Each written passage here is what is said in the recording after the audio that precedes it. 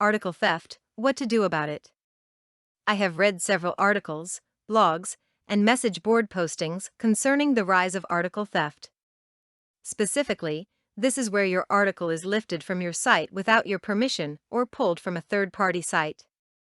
In many ways, I consider the internet to be the Wild West in terms of lawlessness. Ignoring established and set rules is common, meaning that us law-abiding folks have our work cut out for us. It may surprise you, but I don't take action in many cases of known article theft. Why? Because I just don't have the time to police everything. I know of authors who check every link to their site, but that work is both tedious and time-consuming.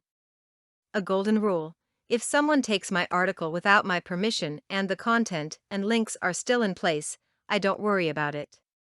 If they take my article and change the content, paragraph headers, the title, or steal credit for themselves, then I will contact the offending party and demand that they make the appropriate corrections.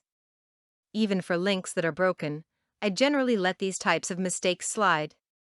When it comes to writing, time is money. I only respond to egregious violations while letting everything else slip by.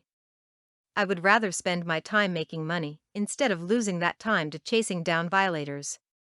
No, my policy or golden rule isn't perfect, but it saves me from being bogged down in what I find to be a wasteful pursuit.